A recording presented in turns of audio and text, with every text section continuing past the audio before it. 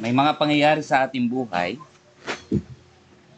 Minsan may mga pangyayari sa ating buhay na nakakaiyak. Di lang basta nakakaiyak, nakakagalit. At minsan nga ay sinasabi natin, sana dumating na ang Panginoon. Sapagkat iniisip natin, doon lang tayo magkakaroon ng hustisya. Sa mga nangyayari sa atin, tila inilalagay natin sa kamay ng Panginoon na minsan maghihigante siya. Pero kung atin po makita o naramdaman ang awit na yaon, looking unto Jesus, the author and finisher of our faith, hanging on the cross, ano po ang mararamdaman natin? Ano kaya ang mararamdaman ng isang ina o isang ama kung ang kanyang anak ay nakabayubay sa krus? Kung ang kanyang anak ay nasa bingit ng kamatayan, anong mararamdaman niya? Nakakakita po tayo, nakakapanood ng mga manok na sinisila ng agila ang kanyang sisiw. At kung gaano katapang ang manok na yon, natalo niya ang agila. Dahil sa masidhini niyang pagtatanggol sa kanyang sisiw. Pero hindi ginawa ng ama nung siya'y nakapako sa krus. Sinasabi rin ng banal na kasulatan na para bagang isang inahin ang ating Ama sa langit na napaka maaruga sa kanyang mga sisiw pero napakatapang para sa mga maninila. Pero bakit hindi ginawa ng ama para sa kanyang bugtong na anak? Mga minamahal, yes, when we cry, I think God cries. More than what we think, He thought about us. He feels about what we feel. And He even lost His own Son for you and me. Tayo po'y manalangin. Mapagpala at mabagin po namin Diyos, marami pong salamat. Sa kabila ng mga pangyayari sa aming buhay, alam namin, higit ninyo itong naramdaman ng aming Panginoong Yesus ay nagkatawang tao. Siya'y nauhaw, napagod, nagutom, iniwan, nasaktan, ngunit iyo po siyang hinayaan. Ito ay dahil sa inyong pagmamahal sa amin. Salamat po sa inyong pag-ibig sa pangalan po ng aming Panginoon Jesus. Amen. Well, mga minamahal, kumusta po kayo? Okay lang. Noon po, alam nyo, kapag ka po lumilindol, dumarami ang dumadalo. Sa tingin nyo, marami na po tayo, palilindol lang, baka hindi naramdaman. Mahina lang kasi. Kapag ka po mayroong mga masamang pangyayari sa ating buhay, nakakaramdam tayo ng pangangailangan. At kumisan nga o sinasabi pa nga, maging ng batas minsan, this is an act of God. Pasensya na po kayo, laging nababanggit yun. Parang napagbibintangan ang Diyos kapag ka mayroong pangit na mga pangyayari. Something that we cannot control. But remember, even the Bible says, ito'y una kong narinig sa aking teacher na si Mr. Corpus.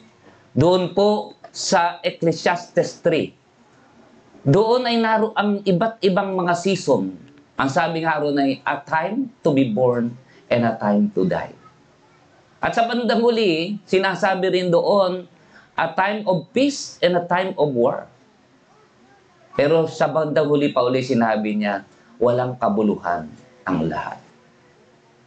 Mga minamahal, totoo, na kung sa mundong ito lamang tayo aasa, wala nga pong kabuluhan ang lahat. Lahat ng iyan ay mangyayari, ipinakita na sa atin ng Panginoon, we are living in a dangerous world and in a dangerous time. Kaya Minsan, kapag ka po ito nadidinig natin, saka lang tayo naghahanda. Para bagang napagandang minsan ay dapat tinatakot ka pa para ka lamang maghanda. Di ba? Ito po ba talaga ang motivation ng Panginoon kung bakit nangyayari ito? Even at the beginning of time, it has been said that there will be enmity between the serpent and his church.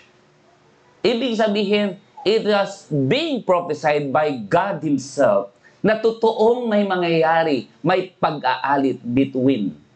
Ibig sabihin ng good and evil. At sinasabi rin niya na darating ang panahon, mayroong dadako o kaya'y papanig sa masama at papanig sa mabuti.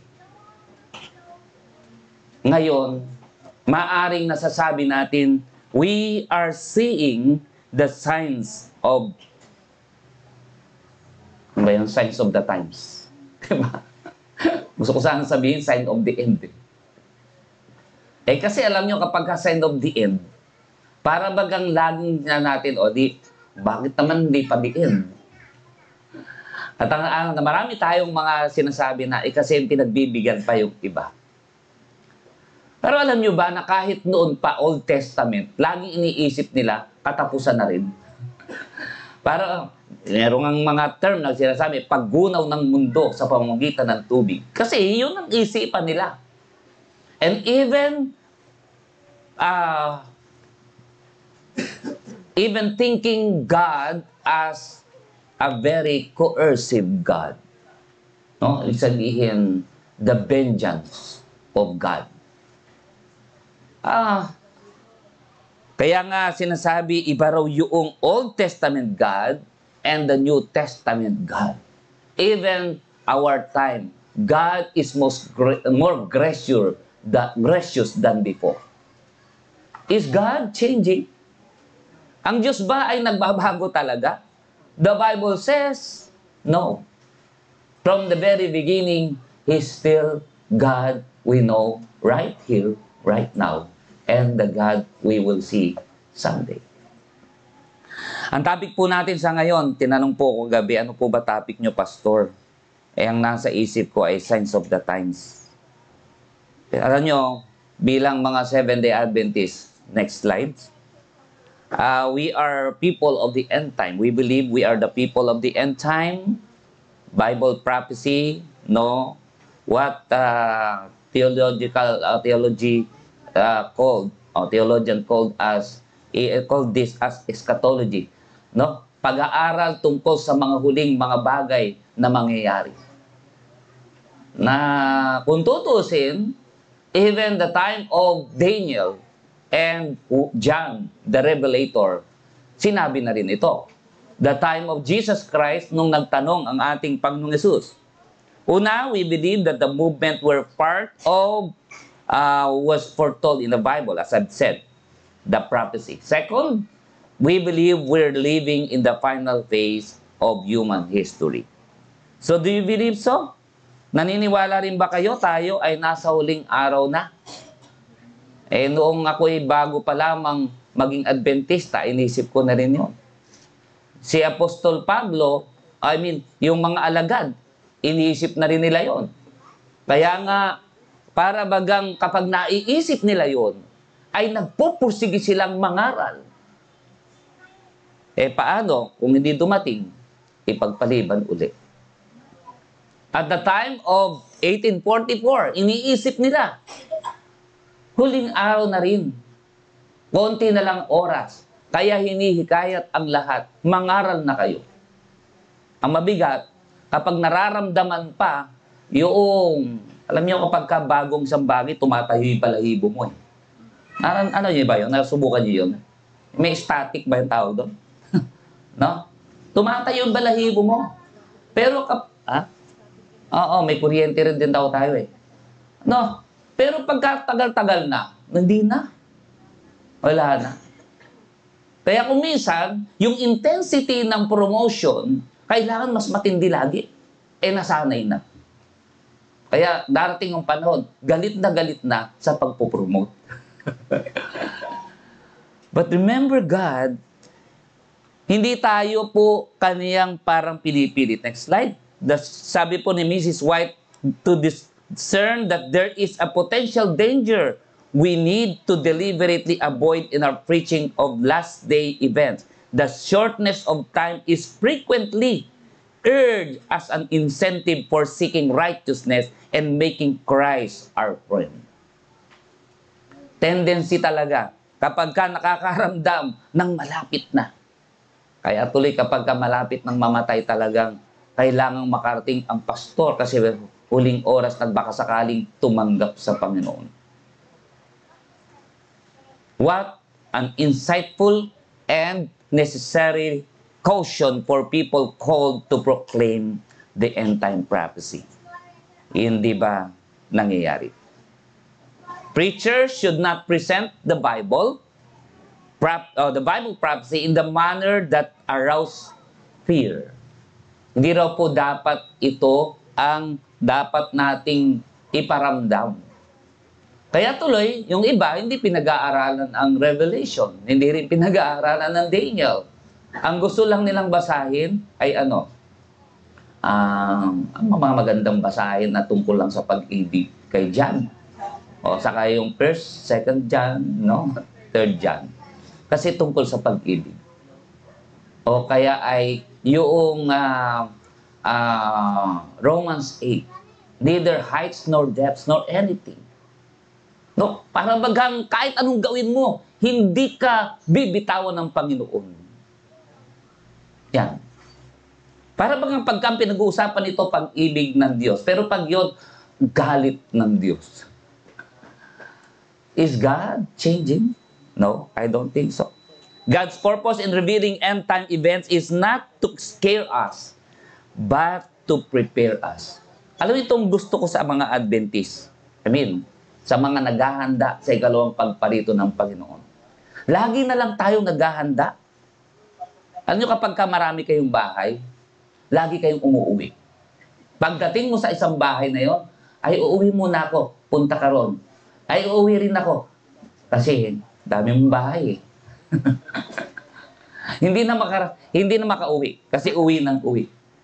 What I mean is that we are trying to do something na para bang walang katapusan. I'll try to get right with God because time is short. I don't actually know and love God. Alam nyo, ito raw ay isang parang sign sa atin na kapag gaganon, emotional lang tayo. Pagka nararamdaman, love. Pag hindi, hindi na. That's the nature of human. Pero alam nyo ba, nakapagmahal na ba kayo ng isang tao na kahit na anong gawin sa inyo, mahal nyo pa rin? Ha? Kahit anong gawin sa'yo, alumurain ka, murahin ka, no? Ipinaghahain mo pa, no? Pinagluluto mo pa. Sabi sa akin nung kausap ko ng isang araw, Pastor, nagayuma yata ako. Kasi kahit sinasaktan ako, love ko pa rin siya. Maksokista yata ako. No, gusto kong sinasaktan ko ang sarili ko. Diba? But remember, the Bible, ang Panginoon tiniis din ang kanyang bugtong na anak eh. Si Abraham din, handang-handa na niyang iturok yung kanyang punyal sa kanyang anak para ialay. Is that masochism? Is that love? I'm really, sabi rito, kung ganito daw ang atin pong slide next, no? Kung ito raw ay to get right with God because of the shortness of time, hindi raw natin talaga mahal siya. Bakit? It's actually self-preservation trick lang po yan. Dahil gusto mo lang maligtas ang sarili mo. Alala ko tuloy na merong nagpayo sa akin, dalawin mo na lang siya, Pastor, para tapos na. Kasi kung hindi mo dadalawin, baka ikaw ang madisiplina. Alam niyo, di ba kapag ka merong dinidisiplina, kailangan dalawin. Kung ikaw nakakita, ikaw ang munang dumalaw. Kung sasabihin sa pastor, kahit sa elder ha, kahit asawang pa elder. No, ikaw muna. Ikaw nakakaalam eh. Pag hindi siya nakinig, saka mo na lang isama asawa mo. No. Kailan requirement na ang pastor dapat ang magdalaw? Hindi. Kaya nanindigan po yung pastor. Sabi niya, kung ang dahilan lang para ma-spare siya, hindi niya gagawin ang pagdalaw. He'd rather be reprimanded and disciplined dahil kung talagang mali yun, mali yun. Hindi, not in order to save his own face, but let it be because it's already done. The only thing na magagawa po para hindi mangyari yon, patawarin na lang siya ng kusa kasi nangyari na. Mga kapatid, while we may look like I'm serving God and I'm really serving myself, actually, there is only one legitimate motive for serving the Lord. According to Mrs. White, Jesus is an attractive being. His love is the actuating motive we need to keep in focus as we preach the end-time prophecy. Because of love. Sabi nga ni Apostol Pablo, the love of Christ constraineth us. Nagkukusa tuloy tayo. Actually, yung term, ginamit man niya yung term na constraint, parang pinipilit ka. That is because of love. Yung bang pag-agaw sa apoy, na gustong-gusto kang makaalis na sa apoy, ay talagang, kung minsan sa pag-agaw, medyo masasaktan mo na siya. Pero out of love. Dahil gusto mo siyang masagip agad. Hindi para siya saktan. It so happened that you are in the bingit ng kamatayan. Alam nyo, pagka nandun ka na talagang, sabi nga ng iba, hindi na yan magsisinungaling. Pero meron pa rin naman. The attractive loveliness of His character, when we see it, moves us from the inside out. Ako, aminin ko sa inyo, nung binabasa ko po ito, this is not my sermon. Ito actually po ay isang sermon ng isang week of prayer ng mga kabataan. Depicting God's character, kung ang Diyos ba na kilala natin noon ay nagbabago. At kapag ka ikaw ay galit, ay ano bang paningin mo sa Diyos na meron ka? minsan ganun ang naiisip natin paghihiganti ako ng Diyos. Isusumbong kita sa nanay ko. Siyang bahala sa iyo. Di ba?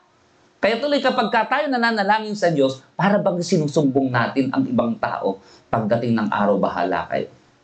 Ano yun? Meron tendency na ganun ang tao, kahit si Pastor Serrano.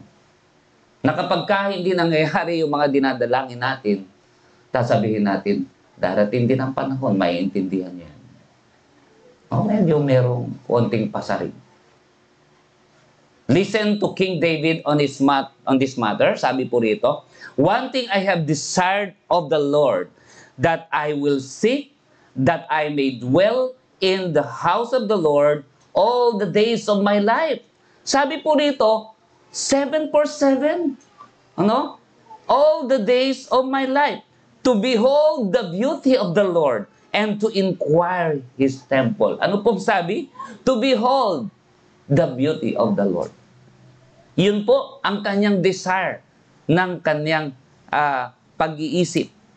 Ang sabi po dito, in the time of trouble, He shall hide me in the pavilion, in the secret place, in His tabernacle, so He shall hide me, He shall set me high upon the rock. Pero alam niyo po, yung pinakapunto rito, seeing the beauty of the Lord. Sabi ng iba, paano makikita yung beauty kapag bumabagsak na yung apoy? Ano nyo? Kailan magkakaroon naman hustisya kung wala talaga yun? Alam nyo, sometimes it's very, very hard. Okay, Bisaya, tuloy ako. Very hard. Very hard to reconcile justice and mercy sometimes. Kasi parang ang hirap po na bibigyan mo ng pagpapala ang mga banal, yung talagang tumanggap sa Panginoon, nang hindi maapektuhan yung mga hindi tumanggap. Talagang di ba? Para bagang meron talagang right and hindi, meron. May left and right. Pero sabi ng iba, actually, mali din yung isipin na may left and right eh. Kasi, ang totoo, merong upright. Pag may upright, may downright. No? Sabi raw dapat straight. Okay. By the way, as we captivated by the beauty of God's character, walang pagkakataon na hindi po natin makikita ang kanyang pag-ibig. No? Sabi po, the beauty of God's character, even at the time of Genesis, at the time of Noah, at the time of crucifixion, at the time of second coming, yan po ang pag-ibig pa rin ng Diyos. Yun nga lang po kasi, ang mga nangyayaring ito ay bunga, hindi talaga siya parusa pa. Ano nyo, kahit yung, ang ating pong topic sa ngayon sa Sabbath School, napakaganda. Napakaganda. Bakit po? Kasi idiniin po rin yung pagiging alagad. No? At dito naman, nais kong dalhin sa inyo, one of the best and positive signs of the times is the gospel preaching. Huwag na nating pag-usapan yung gera. Lagi na kahit naman noon, may gera rin eh. No? Saka isa pa, huwag nating pag-usapan yung kahirapan. Kahit naman noon may paghihirap. Huwag nyo nang pag-usapan yung pagkakasakit. Kahit noon meron ng epidemic. Kaya lang iniisip natin, laging mas intensify ang mga epidemya. Noon ang pakiramdam yun yung pinakamatindi. Kasi hindi natin naranasan yun. Pero ngayon, iisipin natin, ito yung pinakamatindi. Bakit? Kasi tayo yung nakakaranas. At minsan iniisip pa natin, darating yung panahon, mas matindi pa. Kailangan pa bang mangyari talaga yun? Para lamang talaga. At para bang kailangan natin idiin ng gusto para matakot na ang mga tao at magbago? This is not the motive of God. Why? Bakit niya ipinahayag ang mga bagay na ito? Kaya nga kahit kay Daniel, nung sinabi niya ito, Daniel, hindi ito para sa iyo. Kasi kahit anong gawin mo, hindi mo talaga maiintindihan. Hindi ito para sa iyo. Pinakita ko lang sa iyo. At marahil, para lang maintindihan natin na merong yugto ang pagpapahayag ng Diyos. He has a sense of confidence, not fear, regarding the time of trouble. Now, that is what? That is a healthy perspective on the time of trouble. Kaya, even at the end time, we can still smile. Alam nyo, naalala ko ang isang martir, I think it was John Hus, na habang siya po ay sinusunog, kumakanta. No? Siya ba yun? No? Di ba? Kumakanta habang sinusunog. Si Juan Revelador, lumalangoy. Di ba? Ha? Lumalangoy sa kumukulong mantika sa napakalaking kawa. Di ba? Ini-enjoy. Yung paghihirap. Yung persecution, ini-enjoy. At alam nyo ba, kung bakit binabanggit ko ang bagay na ito, tayo inalintulad, sabi po sa Romans 8, inahalintulad daw at the time of persecution, inahalintulad tayo saan? Sa mga tupa na handang-handang magpakatay. No? Para bagang inaalagaan lang tayo para para mga manok na pinatataba at pagdating ng araw, doon ka sa kay Jollibee. Kung di ka pupunta kay Jolly, doon ka kay Maki. Di ba? o kaya kay Kentucky. Meron ng kaantungan. Meron na silang destination. Hindi pa man sila ipinanganganak. Ganon din daw tayo. At paano ngayon? Kung yung kapitbahay mo ay kumuha ng bunga ng punong kahoy na nandun sa lugar mo, magagalit ka ba? O pag-aawayan nyo na? Mga kapatid, minsan may mga maliliit na bagay, ikinagagalit na natin, ikinatatampo na natin, naghihinanakit na tayo. Imagine, time will come.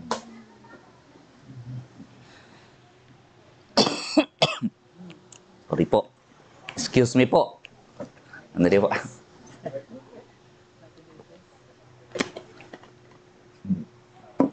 Di po ba? And these are signs of the times. Paano ka makakapangaral tapos masama ang loob mo? Paano ka makakapangaral sa kapatid mo, sa kapwa mo, sa kapitbahay mo, pero yung konting bagay hindi mo pagpasensyahan? Kaya kung minsan sabi nila, mas mabuti pang hindi alam na ikaw ay isang Adventistang Kristiyano. Kasi nakakahiya lang. Mga kapatid, outside of this experiential context, in the last day event can only arouse fear in our fragile heart. So, sabi nga po rito, ay tara lamang tinatakot. Yung ating puso pa naman talagang maramdamin. Kaya, pag naramdaman, very vulnerable. Very vulnerable. So, next slide. Doing so inevitably is distort the eschatological picture. Yung mithiin po nung last day events nasira dahil ang tingin kasi sa Diyos ay mapaghiganting Diyos. Hindi yung napapansin, kapag po kayo nagchat-chat, pag in love ka, talagang at in love din yung kachat mo, ay talagang ganda ng pakiramdam. Pero subukan mong, the same din ang sabihin mo, same din ang i-chat mo, masama ang loob mo, tapos talagang masama rin ang loob niya, isa lang, parehas lang. Pero bakit iba ang pakiramdam talaga? Negative talaga. Nararamdaman. Nag-distort po ang mithiin. Actually, ang banal na kasulatan, marami pong mga magagandang bagay at mga hindi rin mga magagandang bagay na nangyayari rito. Pero hindi mithiin para tayo takutin, para tayo galitin, para tayo maghinagpis, kundi upang maghanda po tayo. We are living even before they are living in the perilous world because apart from God, we can do nothing. Kahit sa anong panahon tayo nabubuhay, hindi tayo mabubuhay ng maayos. That's why God is doing something in heaven, preparing a place for you and me. At ito rin, ating katawan papalitan niya rin. Kasi this is not an ideal place. We will always feel the negative rather than the positive one. Sabi po rito, the fixation on the end time events ay will inevitably develop an unhealthy appetite for exposing the bad guys. Di po ba napansin niyo yan? Minsan pag nangangaral tayo, i-expose natin yung mga maling turo, mga masamang mga grupo, no? Magnifying the threat of danger, driving people into uncertainty regarding whether or not they can make it through the time of trouble. Ang mga bagay po sa huling araw, itong pag-aaral na ito, ay napakahalagang mga mensahe sa atin. For sure, but all of those doctrines, sabi po, it only serve its God's given purpose when we allow to function it what? At what? As a window through which we discern God's love. Lahat po yan tungkol sa pag-ibig ng Diyos. Ibang-iba lamang parang illustration para makita natin lumabas yung kagandahan ng Diyos. Alam niyo po ba, minsan kailangan, ano bang mas maganda? Yung background ang mas maganda kaysa sa pinipicturan? Ha? Kaya raw kasi titingnan yung picture dahil sa background. Pero alam niyo po, mas maganda minsan, hindi pala, mas mainam, mas gwapo talaga o mas gwapa yung pinipicturan kaysa sa background. Usually, dapat contrast talaga. Pag maputi ka, ang background mo ano? Maitim. Kaya magpasalamat tayo kung may mga maiitim. Gumaganda ka lalo. Diba?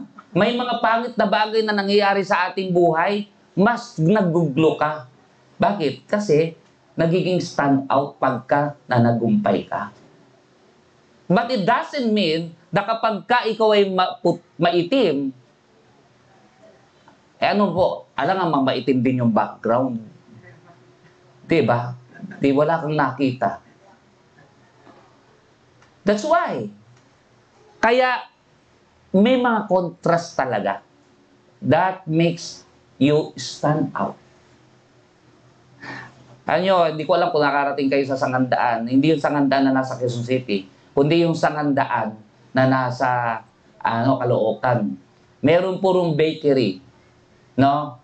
Nasa gitna po ng SM. Stand out yun. Bakit? Nanindigan siya. It doesn't matter how I look. So, siya lang ang tangi doon. Meron pang isa dito sa SM North. Yung pong surgeon niya tayo, no?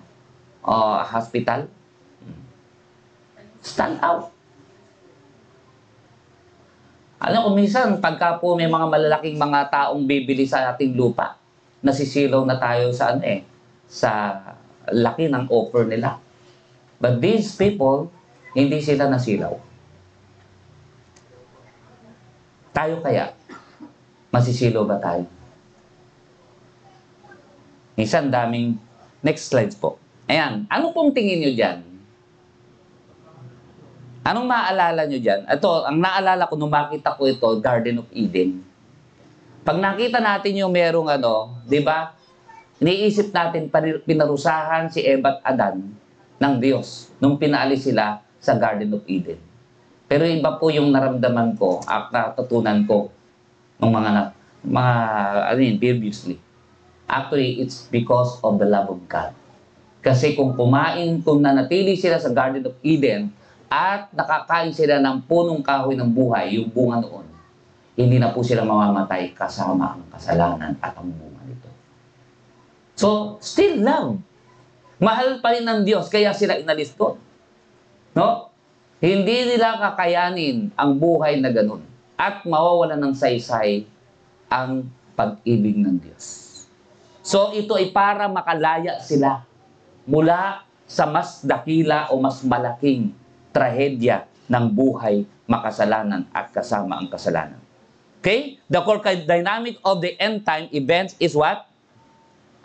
We will begin our exploration kung saan by asking a simple question. Sabi po rito, what is the core dynamic?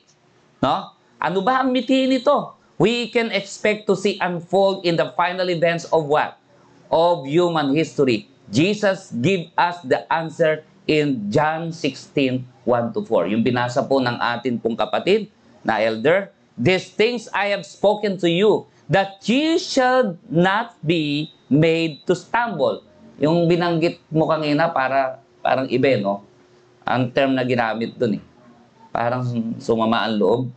No? They will put you out of the synagogue. Yes, the time is coming and whoever kills you, you will think that he offers God's service. Sipin ninyo, eto, ewan ko kung napansin ninyo, ang prophecy ay hindi lang tumutukoy sa mga masasama o o kaya yung mga hindi taong iglesia o taong simbahan. Actually, mga alagad din sila dati na naiba ang turo, na bago ang sistema. Mga Kristiyano rin. Hindi napansin yun? Ito rin ay hindi directly tumutukoy sa mga Satan, no. Kundi sa atin na mga magkakapatid na para bagang sinasabi, mga kapatid mo rin ang magkakanulo sa iyo at magkakaila sa iyo. Ngayon, di ba mas masakit? Oh, mas masakit yun. Kaya ngayon, mas galit ka. Mas nakakahinanakit. Mas gusto mo minsan, tapusin na ang buhay mo. Bakit? Kapatid ko pa nang gawa mo sa akin eh. Kung sino pa yung mahal ko.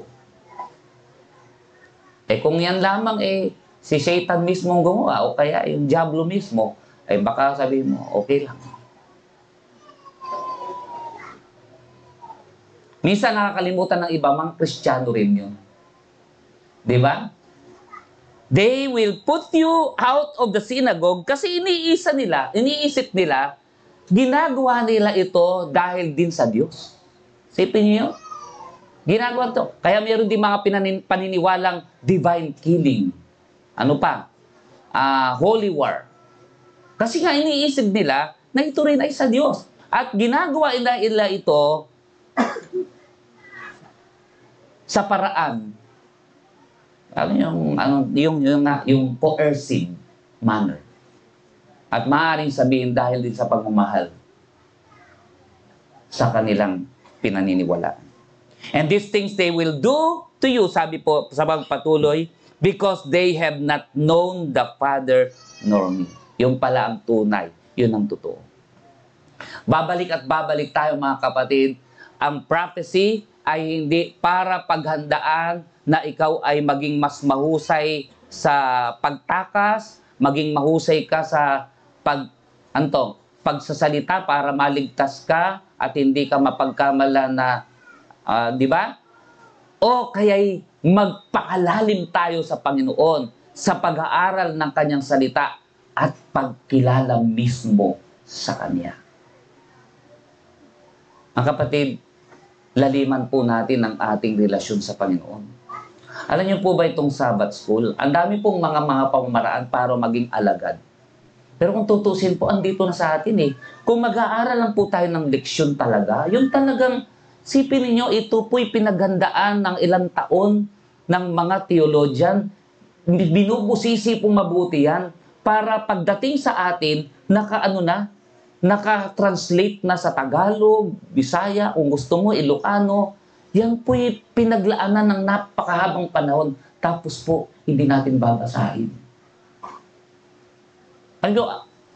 Ito po, tapatan po. Huwag nyo nang basahin yung iba pa. Yun man lamang Sabbath School lesson. Para kapag dumating yung panahon ng discussion, you have something to share. We have something to share. Mga kapatid, minsan gusto pa natin ng iba't ibang mga literature. Gusto pa nating takutin tayo para magpursige tayo. Mga kapatid, hindi yun dapat ng motivation. If we really love our first love, or kung man ang tawag dyan, everlasting life, ang ating forever, alam nyo, lahat magagawa mo. Sabi nga nung kanta, kapag kasama kita, ano nga yung tawag sabi ron? Ano ba sinabi ron, Sister Teresa? Kapag kasama kita, walang nagagawa. Ay, hindi. Lahat nagagawa.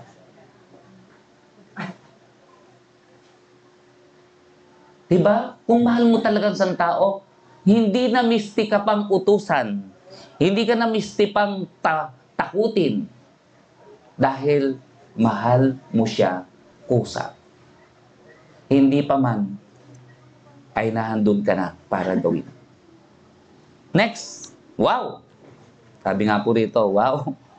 Don't miss what Jesus is telling us here because it is hugely significant. Even in our time, essentially, He says, this is what's gonna go down. At the end of the world, there will be those who hold a picture of God that will drive them to kill in God's name. Kaya isipin ninyo, gagawin nila yon in the name of God.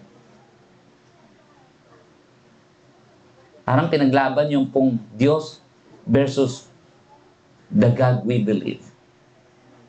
Their theological construction will dictate violent reaction or action. They will engage in a mass persecution campaign, all the while imagining that they are serving God as they do. Sinasabi ko po ito at sinasabi po ito ng banal na kasulatan, hindi para tayo takutin, kundi para maghanda tayo ngayon. Ang sinasabi natin, yung man lang anak natin, pagtiyagaan na natin. Mahalin natin siya kahit ano pong ugali niya. Yung ating kapitbahay, mga pampabanal minsan yan.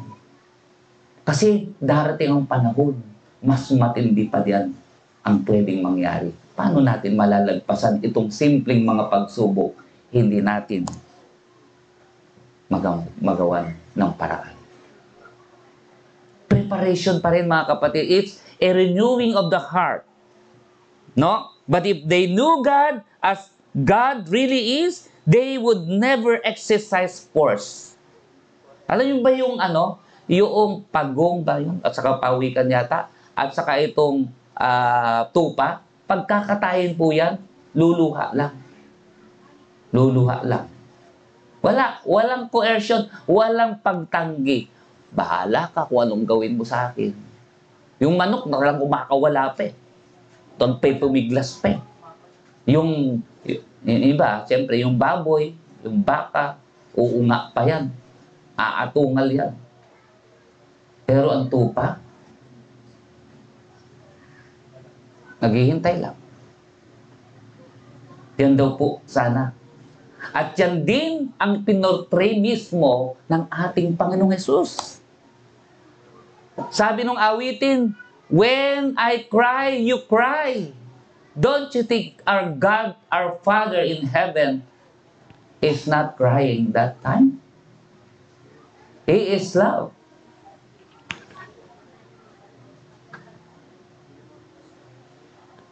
Damdam niya lahat yun. Mga kapatid, hindi ko natatapusin to.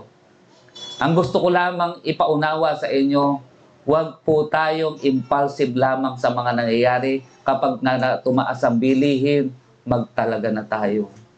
Kapag nagkaroon ng kagutom, ayan na, signs of the times na.